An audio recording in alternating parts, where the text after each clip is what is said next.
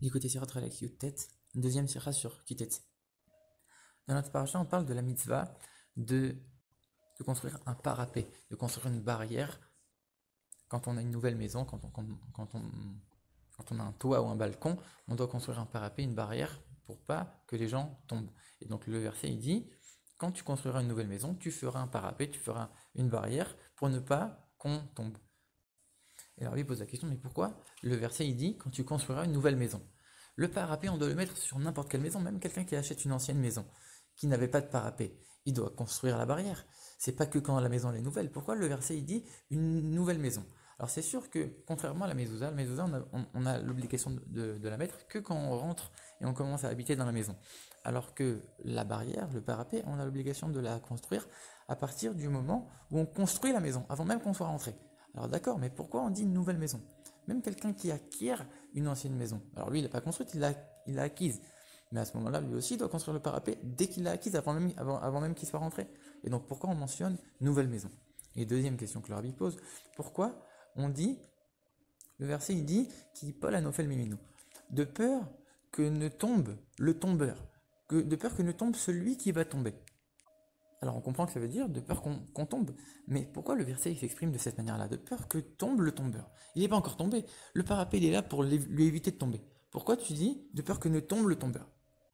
Alors Rashi explique, il cite la Gemara qui dit, en vérité, c'était quelqu'un qui allait tomber. Dieu il avait décidé que cet homme-là allait tomber un jour ou l'autre. Et seulement, on a fait en sorte que celui qui a des fautes, on va lui amener des problèmes en plus. Et donc, celui qui n'a pas construit de parapet, il a fait une faute, on va lui amener un problème, c'est qu'à cause de lui, il y a quelqu'un qui est venu et qui en est tombé. Mais en vérité, ça marche bien quand tu traduis le mot en disant qui Paul Anofel, de peur que ne tombe celui qui est apte à tomber, celui qui doit tomber, mais pas celui qui tombe. Il n'est pas encore tombé. Pourquoi le verset dit qui Paul Anofel, de peur que ne tombe celui qui tombe? Donc on comprend un peu, mais il manque encore quelque chose à éclaircir. Le rabbi explique qu'en vérité, d'après la profondeur de la Torah, on voit que le monde a été créé de manière incomplète, de manière imparfaite, de manière à ce que l'homme et les créatures puissent se rendre compte qu'il n'y a rien de parfait et on ne peut pas compter uniquement sur nos aptitudes et sur nos capacités, sur nos qualités, sur notre propre force pour dire on a besoin de personne. En vérité, on voit que non, on est imparfait et toute la création est imparfaite, on a besoin de Dieu. Et donc de la même manière, l'intelligence, elle a ses limites. Et quand on regarde le sens simple de la Torah, on voit que c'est quelque chose qui est compris par n'importe qui. Même un non-juif qui va lire le sens simple de la Torah, il peut comprendre. Mais des petits détails, comme on vient de le voir dans le verset, c'est des petits détails qui ne sont pas compréhensibles à 100%. Et le sens simple de la Torah, il ne peut pas éclaircir ces détails-là. On a besoin du sens profond de la Torah. C'est comme pour nous dire, en vérité, toi, tu as une intelligence humaine. La Torah, c'est pas de l'intelligence. La Torah, c'est l'intellect divin. C'est autre chose, c'est encore autre chose. C'est un autre niveau. Et pour comprendre ça, il faut que tu regardes dans la profondeur de la Torah pour comprendre parfaitement les détails de chaque verset, parce que même selon le sens simple, il y a des détails qui sont incompréhensibles. Donc dans notre verset, pourquoi c'est lié à une nouvelle maison, et pourquoi c'est celui qui tombe, alors là, il faut comprendre selon le sens simple de la Torah. Justement, il faut comprendre à l'aide du sens profond de la Torah. Alors en vérité, le sens profond de ce verset, il est le suivant. Le mot baït, le mot maison dans la Torah, on sait que ça désigne souvent la femme. Comme c'est écrit que Rabbi Yossi, il appelait jamais sa femme ma femme, il appelait ma maison. Ma femme, c'est ma maison, c'est mon foyer. Donc en vérité, quand on est en train de dire une nouvelle maison, c'est comme si on voulait dire un nouveau foyer, une nouvelle maison juive. Quand tu vas te marier, quand tu vas avoir une femme. Et donc à ce moment-là, quelqu'un qui va commencer un nouveau travail, une nouvelle maison, un nouveau travail, il va complètement sortir de son étude de la Torah, il était complètement séparé du monde, il étudie la Torah, etc. Maintenant il va se marier, il va devoir commencer à travailler, à subvenir aux besoins de sa famille. Il va complètement changer de monde et il va devoir rentrer dans le monde matériel et travailler. Et à ce moment-là, comme il sort du monde de l'étude, il arrive dans un monde qui est un peu plus hostile, alors c'est une descente.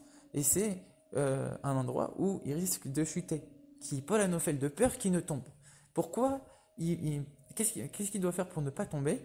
Il doit mettre des barrières, il doit mettre un parapet, il doit mettre des choses qui vont le protéger.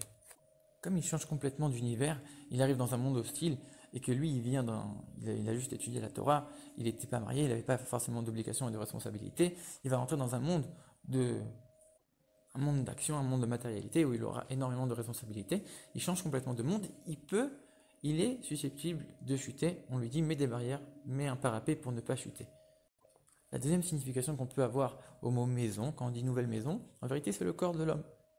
Donc là on est en train de parler du travail que chacun doit faire avec son corps, avec sa matérialité, avec la mission qu'il a dans le monde, et comme on sait, que le but de la création du monde, c'est de faire de ce monde-là une demeure pour que Dieu puisse résider dans la matérialité.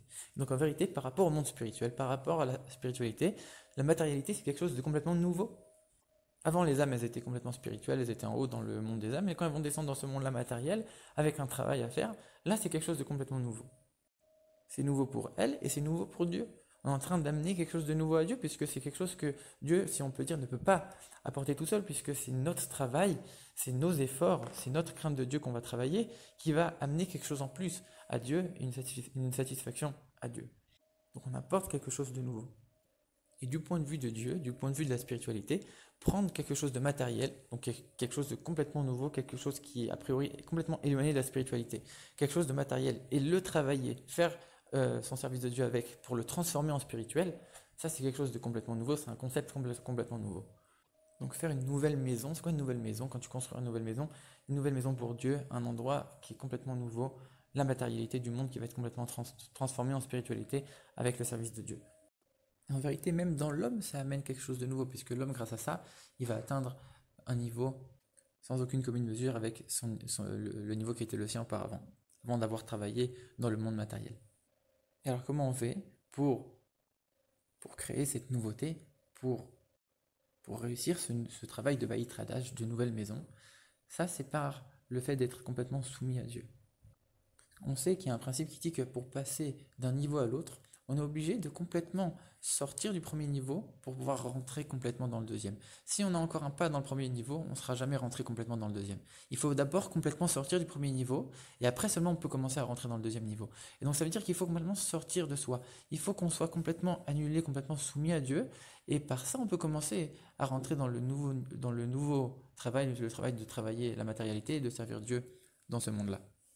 Et donc c'est ça les barrières qu'on doit se mettre, c'est ça le parapet, c'est le fait d'être complètement soumis à Dieu, d'obéir complètement sans aucune limite à Dieu et de se vouer, de se dévouer complètement à lui. Alors du coup on voit qu'on a deux grands axes ici. On a le fait de ne pas du tout rester dans son coin, ne pas du tout rester séparé de la matérialité, au contraire, il faut rentrer dans le monde, il faut servir Dieu dans la matérialité, il faut se marier, il faut travailler, il faut servir Dieu avec ce monde-là matériel, mais d'un autre côté, il faut mettre des barrières. Ça veut dire qu'il ne faut pas complètement plonger dans la matérialité au point de devenir grossier. Ça veut dire quoi? Ça veut dire, c'est sûr qu'il faut travailler dans le matériel, mais il faut travailler dans le matériel uniquement parce que Dieu nous l'a demandé, parce qu'on a envie de faire la volonté de Dieu et de lui faire une demeure pour lui, mais pas parce qu'on a du plaisir dans la matérialité et parce qu'on veut complètement plonger dans les plaisirs et dans le monde matériel. Au contraire, on va, oui, ne pas se séparer du monde matériel, on va rentrer dedans, on va travailler, on va faire tout ce qu'il faut, mais d'un autre côté, on ne le fait pas pour nous, on ne le fait pas pour nos plaisirs et pour plonger dedans, on le fait uniquement parce que Dieu nous l'a demandé, parce que c'est ça le travail qu'il faut faire. Donc à la fois rester dans le monde, mais d'un autre côté, se séparer du monde. Ça, c'est les deux mouvements qu'on doit toujours avoir.